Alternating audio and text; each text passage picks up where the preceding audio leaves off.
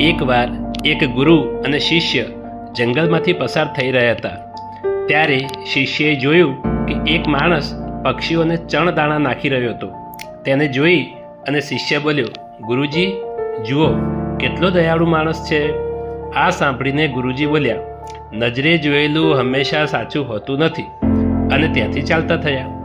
ત્યાંથી જરાક જ આગળ ગયા ત્યાં વળી પાછા શિષ્યએ ઝાડીની પાછળ ઊભેલા એક માણસને પક્ષીઓને કાંકરા મારતો જોયો. આ જોઈને શિષ્ય બોલ્યો, ગુરુજી, જુઓ તો કેટલો ક્રૂર અને ઘાતકી માણસ છે. આ સાંભળીને ગુરુજી ફરી બોલ્યા, નજરે જોયેલું હંમેશા સાચું હોતું નથી. આ સાંભળી શિષ્યને તો ખૂબ નવાઈ લાગી.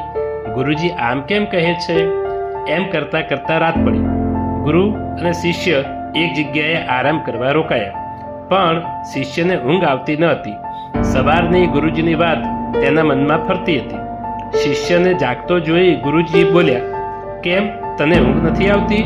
શિષ્ય બોલ્યો, ક્ષમા ગુરુજી, મને તમારી સવારની વાત નથી સમજાઈ. તેના વિચારમાં ઊંઘ નથી આવતી. એવું કેવી રીતે બને કે નજરે જોયેલું પણ સાચું ન હોય? ગુરુએ શિષ્યને સમજાવતા કહ્યું, જો તે જે માણસને પક્ષીઓને દાણા નાખતો જોયો હતો અને દયાળુ કહ્યો હતો, એ હકીકતમાં એક શિકારી હતો જે પક્ષીઓને પકડવા માટે દાણા નાખતો હતો. અને તે જે બીજા માણસને પક્ષીઓને કાંકરા મારતો જોઈને ક્રૂર કહ્યો હતો, તે ક્રૂર નહીં પણ સાચા અર્થમાં દયાળુ હતો. તે કાંકરા મારીને પક્ષીઓને શિકારીની જાળથી દૂર રાખતો હતો. એટલે જ મેં કહ્યું હતું કે નજરે જોયેલું હંમેશા સાચું હોતું નથી.